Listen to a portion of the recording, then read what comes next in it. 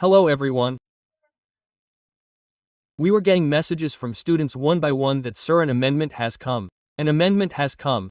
On whom will the application of accounting standards be? It has come for MSME and large entities. So this is the amendment which is being told for September 2025. You people have already covered this in the class. Let me still show you what this amendment is, then let me show you our class slides that we have already covered there. So this is a revised criterion in which they have mainly said that now we have level 1 which we call large entities and the rest level 2, 3, 4 we now call it MSME. We had covered this in the class. But since we have taught both the parts, that if this amendment is applied then you will call it MSME, otherwise you will call it level 2, 3, 4. Okay? So look at this, they said that now we will have two categories. Here they have written that there will be two categories. Which category will one be? MSME, and which category will one be? It will be large entities. Okay? Then they have explained further things. These are our class slides, where we have told you that level 1 is large entities and level 2, 3, 4 will be named MSME. But when you read this, at that time this amendment was not there, so you read this as well as their other names. So now level 1, 2, 3, 4 is not relevant. You will call it large entities. And what will you call by combining these three? MSME entities. When these three have been combined, then the point of your last category will apply to you.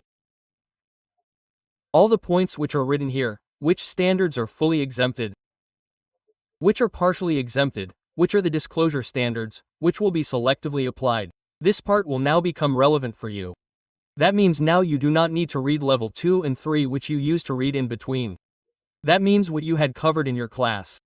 Now when MSME will be spoken, you will keep this category in mind, and what will be spoken about large will be this. This limit is the same which we have already read. All these things which are written here and these things which are written are all the same. Still I will show you that you are getting the same thing in the amendment that has come. So the definition that they have written here is the same definition which we have covered in the class. Then after that it comes to you about the application, that which standards will be applicable to whom.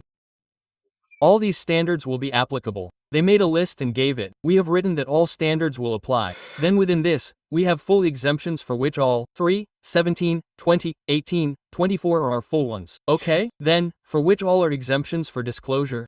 Are these for disclosure or those which are being applied partially? All these you have within this standard.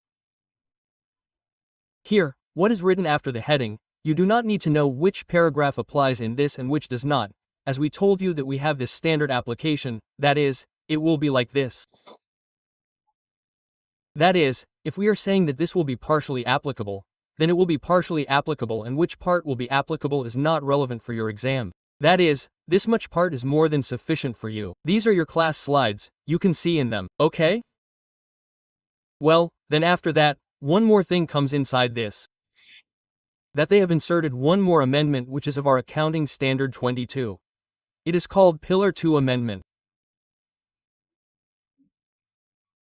This is a worldwide practice according to which some organizations have to do reporting to us under their tax laws. It is called Pillar 2 reporting. That is, worldwide many organizations are involved in tax frauds. We have many such places which are called tax havens. In its context, India is a signatory to it, so we have to make some disclosures. It is a worldwide disclosure. It is not at all relevant for your exam, but since this amendment came, they picked it up and inserted the entire paragraph as it is. You do not have to read it at all. It has no relevance for you. Okay? That means you are not already studying Pillar 2 in tax. How can we get it reported to us? Either it should first come in our taxation course that the amendment of Pillar 2 is applicable for you. So the amendment of Pillar 2 is not applicable in your case. So how can it be applicable in our standard? But they have just given that in our standard, a paragraph has been added within this paragraph. So you can leave it without any worry. There is no problem. There is no such question which is not covered in our class in RTP. So you can try the questions without any worry and go for your exam. And you have read the amended part completely. So the children who were repeatedly asking us whether this amendment is covered, so it is already covered. Still I have shown you where it is covered. See our class slides. It is covered there. Both the things have been taught there, that what will happen if this amendment comes and what will happen if it does not come. So now the only difference is that you have to apply for it because the institute has applied the amendment in September.